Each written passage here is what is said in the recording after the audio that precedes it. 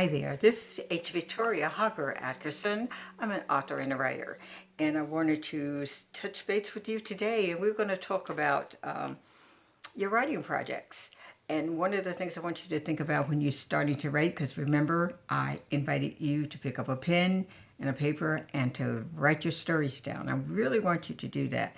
Even if you don't believe that you can, I'm here to tell you you can do it. It's not that difficult, because one of the things you have to tune into is your heritage and your traditions, because we are the first writers of the world, the first scribes.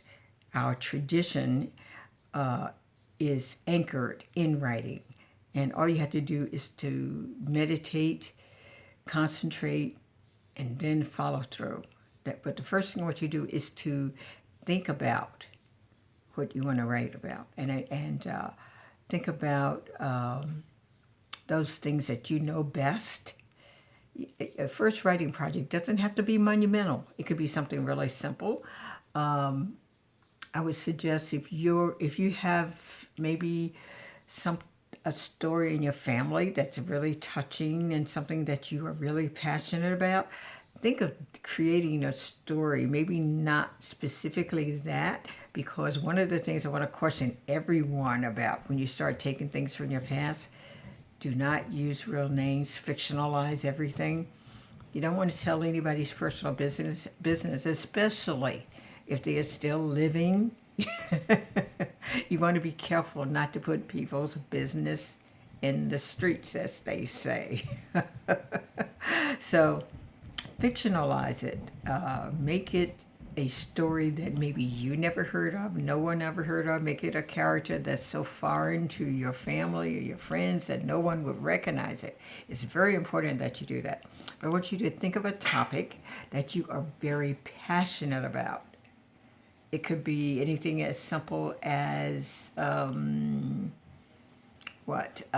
let's just think of something. Say you love volleyball, and you want to talk about that sport.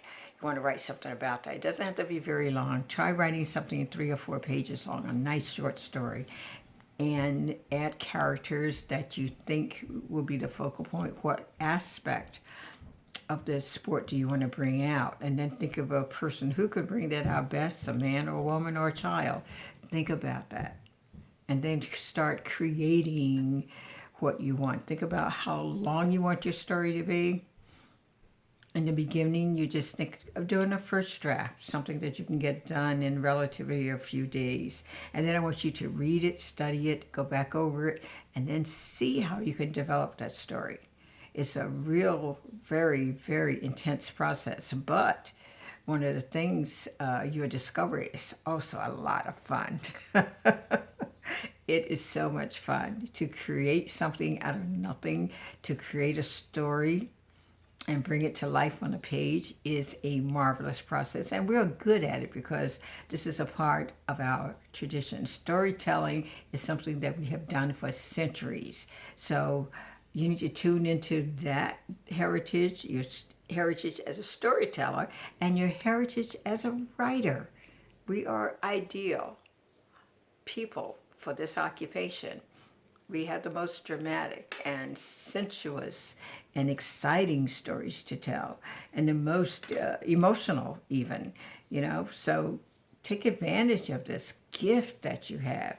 You have a wonderful legacy that you can live up to and you can tune into just by owning it.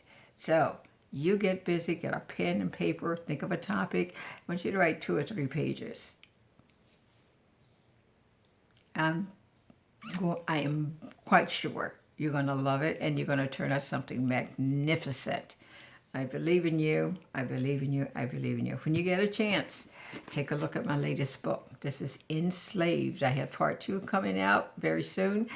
As I said, I'm a soon-to-be publisher, so I will be publishing my books from here on out. Slave Part 2 is a wonderful series that will follow this particular book and a wonderful conclusion to this book.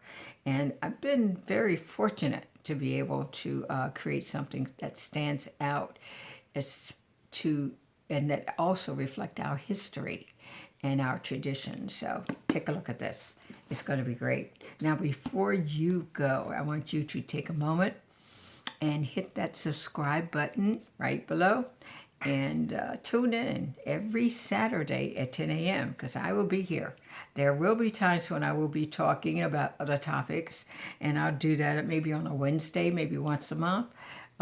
Choose a topic and talk about it. And remember, take care of yourself because we're still in the middle of this COVID-19 isolation. And don't be fooled. Don't get out there too soon because it's not right. It still isn't the right time for us to do that.